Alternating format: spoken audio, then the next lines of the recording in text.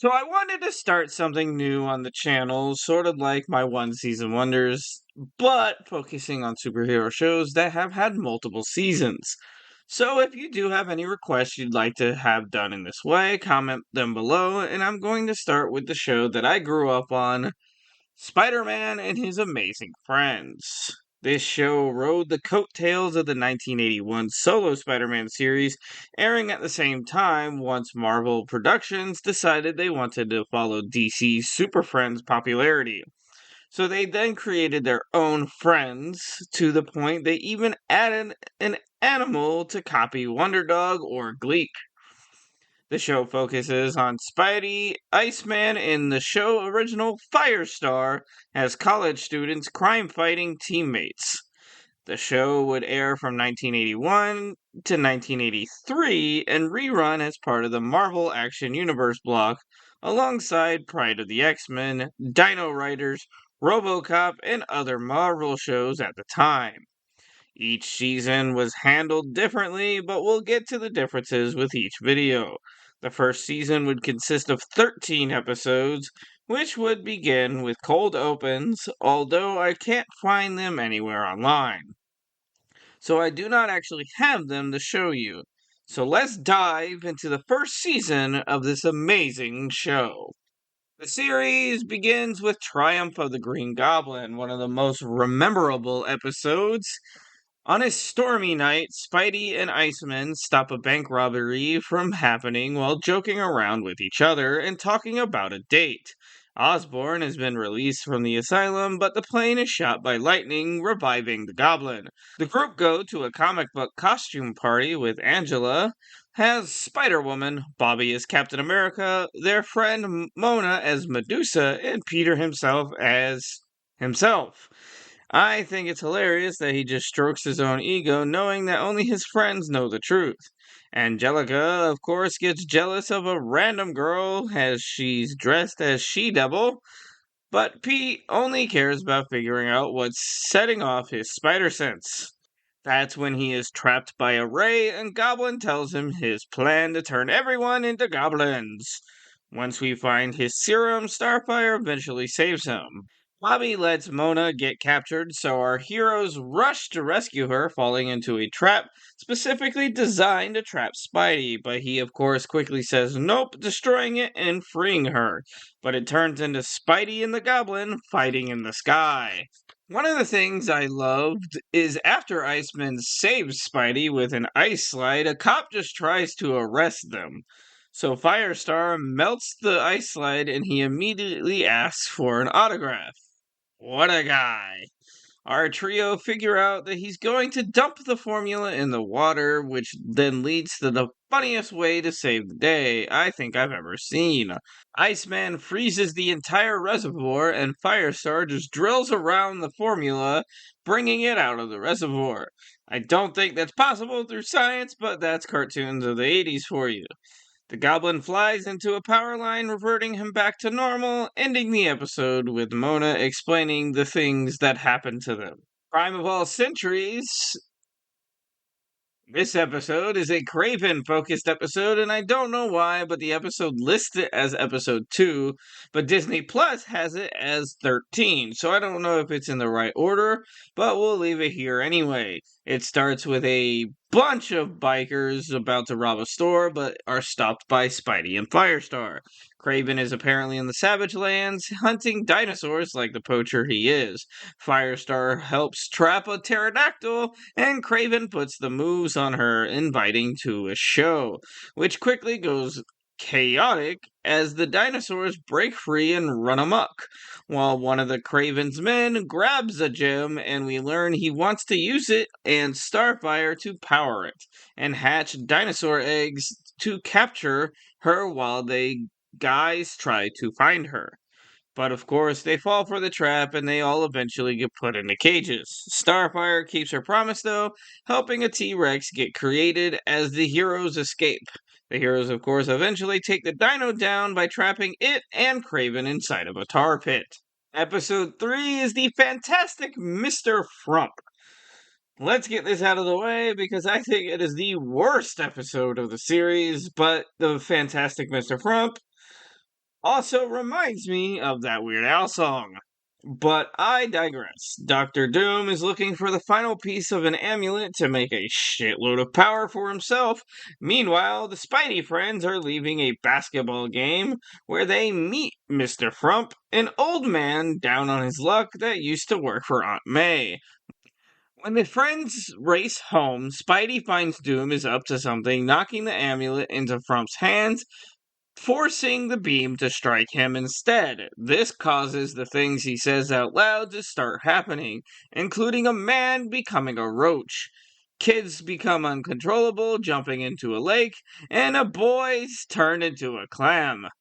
Frump changes the city to a very colorful city before Doom tricks him into thinking Spidey friends are the enemy, turning them into stone. It then becomes Frump just trying to impress Aunt May, until it then changes to our heroes stuck in a Roman arena, fighting a bunch of monsters and an alien.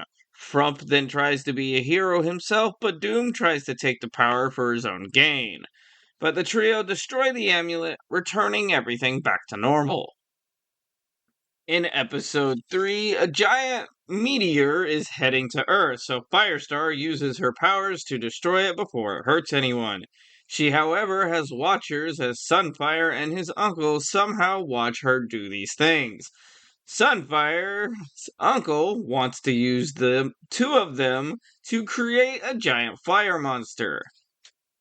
Meanwhile, we go to a carnival, and while Sunfire shows off his robots with samurai lightsabers, Aunt May freaking sleeps inside the helicopter, which automatically goes haywire. That's when the group meets Sunfire, who helps save the copter. Angelica then invites Shinko over, but he leaves when summoned by his uncle.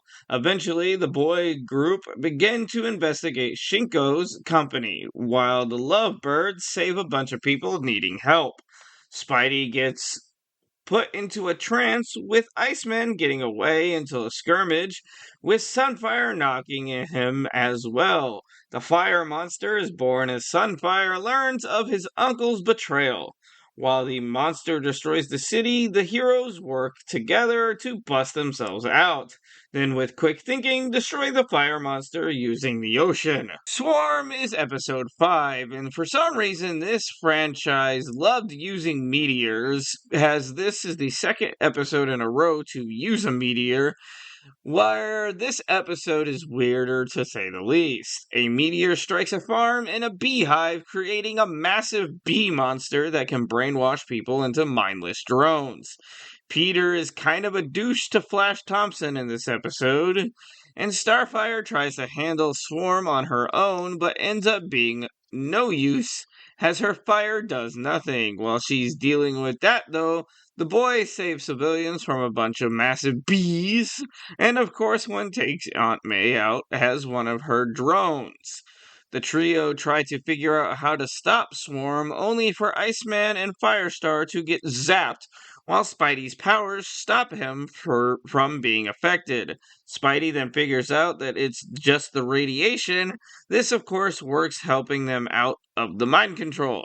The trio play basketball with Swarm's power source, eventually saving the day by sending it deep into space, and the episode ends with pancakes and honey. Episode 6 is one of the episodes that I had on VHS. And this episode is a chameleon focused episode that starts with our villain wanting to get revenge on 7 heroes that constantly thwart his plans. One by one, the heroes get invitations to Wolf Island. The whole episode is basically a clue to the whodunit story, and where Chameleon does what he can to get everyone to not trust each other.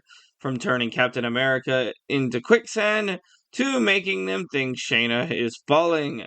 Two problem is Miss Lion keeps ruining his traps. He is slowly successful in separating them, but eventually they find each other, and Chameleon tries to escape, leaving his island to explode as our villain is apprehended. The next episode, Video Man, is an Electro focused episode where he makes a video game character that Flash becomes obsessed with into a live monster. During the altercation, Flash watches Angelica morph into Firestar before he's sucked into the video cabinet. The gang eventually figure out that Electro is behind everything, but one by one, each member of the Spider Friends gets sucked into the game, except Spidey, who tries to figure out where they went to. The trapped duo then are forced to go from screen to screen. The next episode is called The Prison Plot. Heroes are working as gophers at the prison as Proton the Great is pretending to do magic, but it just turns out to be Magneto, who traps Spidey and takes over the prison, demanding that they release Blob, Toad, and Maestro, or he will destroy the wardens. Firestar and Iceman break Spidey out, with Magneto coming back and his quick to take them on, having a lot of power.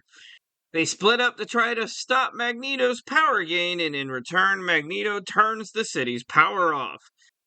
We get a B story of Miss Lion being a great doggy, jumping from Aunt May's ship and sneaking into the prison. Magneto then tries to trap Spidey in a barrel, but Iceman saves him. Eventually, however, Magneto falls for the trio's trap and overpower his abilities, which doesn't make sense since he's a mutant, but, whatever. Spidey Goes Hollywood is honestly, to me, one of the most famous episodes in which a movie producer is trying to make a Spider Man film, which seems to be cursed since actors keep quitting. The director then gets trapped by Mysterio and commanded to track down the real Spider Man to face his robotic Hulk. Peter's hesitant at first, but once he sees Aunt May is in need of cash again, he agrees to do it, and on the way, they unknowingly meet Bruce Banner. Because this specific episode was a small backdoor pilot for the 82 Hulk 1 season wonder that I will eventually get to as well. The rest of the episode goes as you would expect it, with the sets designed to hurt Spidey like Gorilla Fist, Shark, and aliens, all while Firestar and Iceman are tricked by robots and trapped in rooms. The Hulk eventually clash with each other, and Mysterio's plan is revealed as the heroes take him down, ending the episode. Episode 10 is Vengeance of Loki. Loki decides to try to recreate the Titanic, and Iceman is called on by the government to help. And I'm sorry, but sailors should be dead. The ship was literally underwater. But it's cartoons and logic makes none. Thor shows up to help, and it teaches the trio about Asgard and the diamonds Loki is after. So they begin searching, but Loki gets it first when he poses as a polar bear and sends Iceman to Surtur, the fire layer, while creating an illusion pretending to be his brother.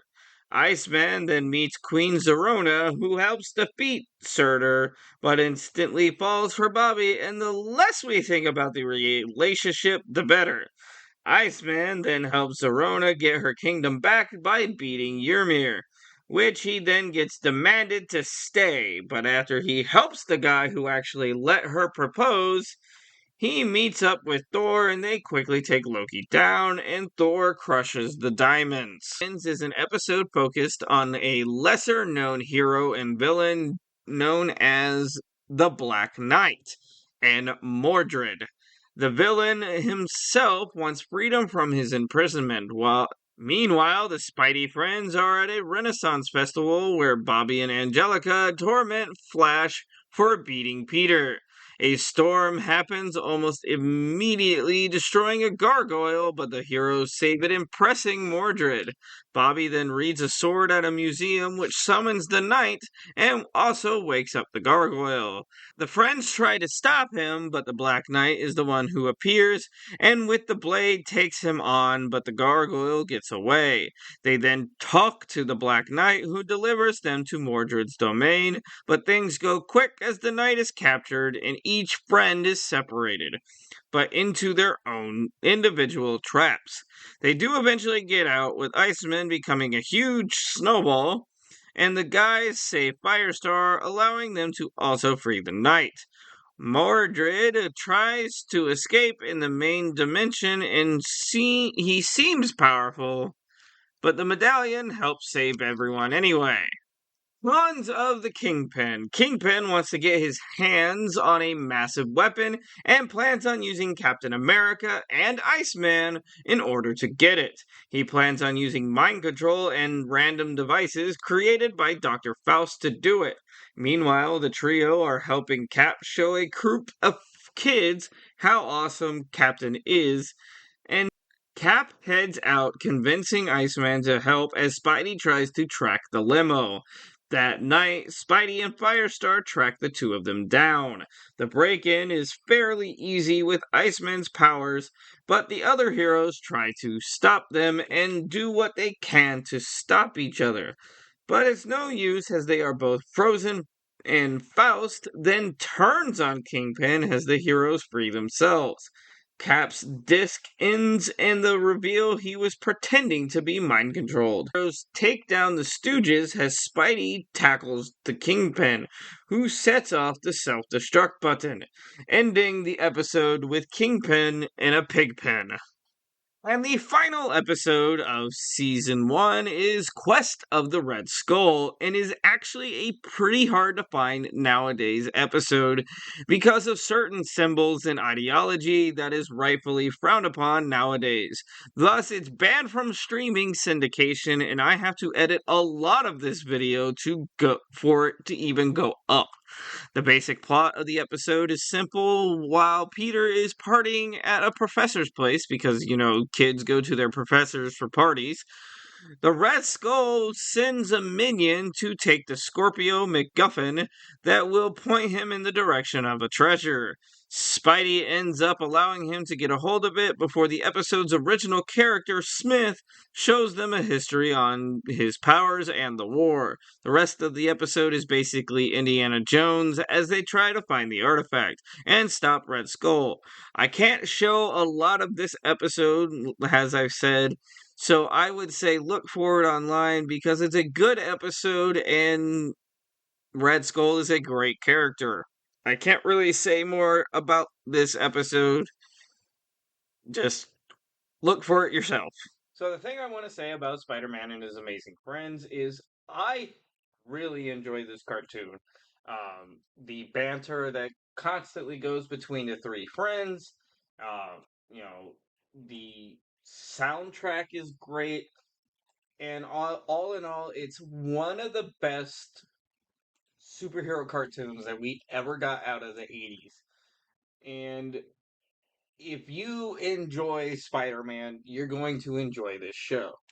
And with the first season completely wrapped up, we'll dive into the second season as we go into the origins of each of the superhero friends.